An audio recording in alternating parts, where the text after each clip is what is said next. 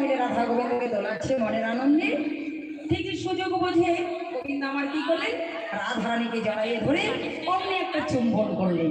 যেই চুম্বন করেছেন অমনি রাধারানী চমকে উঠেছে। আর সখীগণ অমনি দেখে বলছে বাবা বলে হারি, বলে হারি, বলে হারি। সকল সখী একসঙ্গে বলে হারি, বলে হারি বলছে।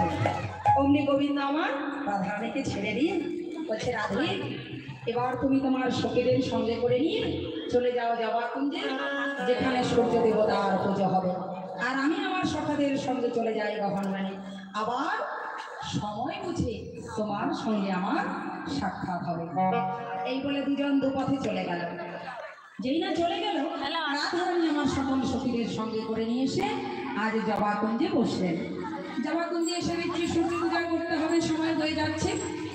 তাই রাধারানী বলছে সখী আমাদের এখন ব্রাহ্মণ চাই, যেহেতু পুজো করতে হবে তাহলে তোরা যাই বনের মধ্যে কোথাও ব্রাহ্মণকে পারিস কিনা সন্ধান করে নিয়ে আয়।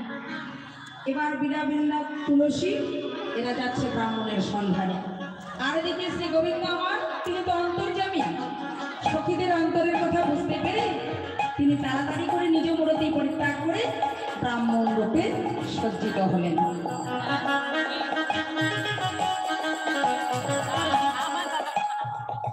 কেমন ভাবে ব্রাহ্মণ সাজছেন, গোবিন্দ আমার হঠাৎ ধুতি পড়েছে তো মোটেও তার অভ্যাস নেই, এই জন্য ধুতি পরাটাও মোটেও ভালো হয়নি।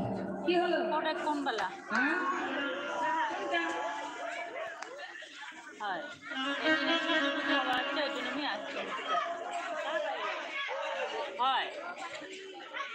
তুই যে আছিস কোন